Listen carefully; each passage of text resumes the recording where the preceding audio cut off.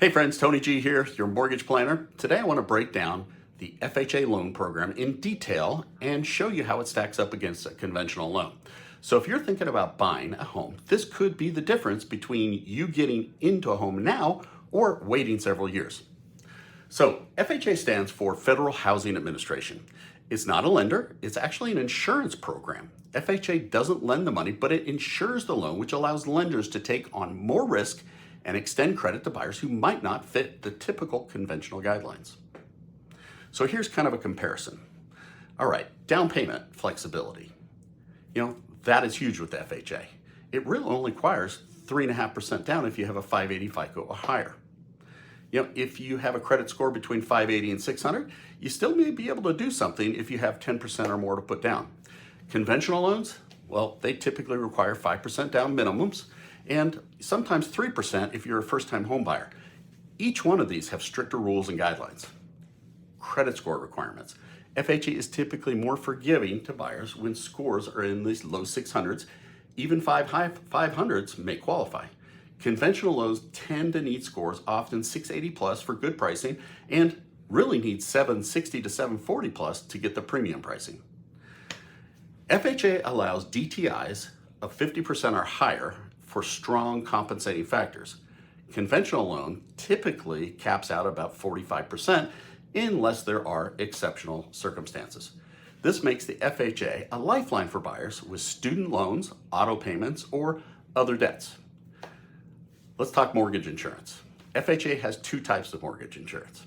One, they've got the upfront premium at 1.75%, which can be financed over the life of the loan, so you don't have to bring that big chunk with you or at the closing table. And it also has a 0.55 percentage per month as well.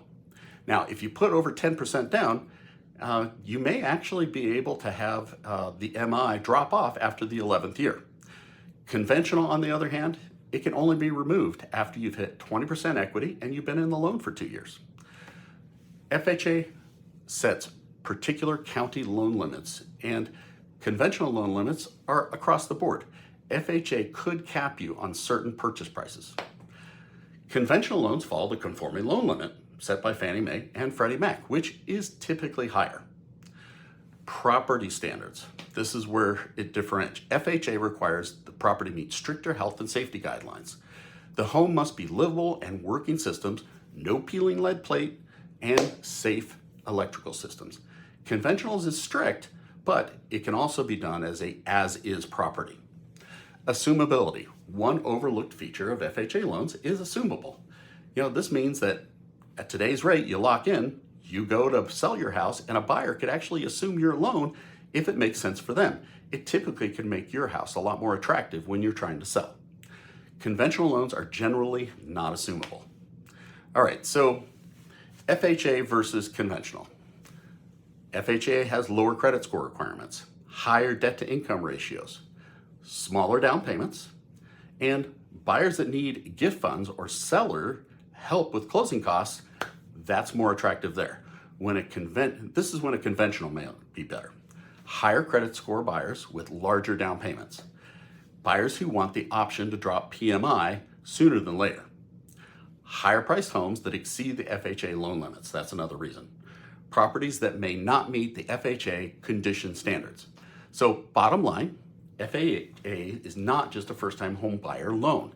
It's actually a flexible tool used to help people buy sooner, especially if down payment or credit is a hurdle. But it's not always the cheapest loan term.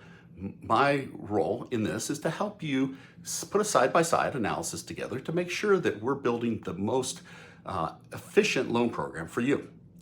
If you'd like to see some numbers, reach out to me. I'd be honored to run them for you. I'm Tony G, teaching you the basics. In the meantime, check out my YouTube channel at My Mortgage Guy, Tony G, for additional info. Have a great day.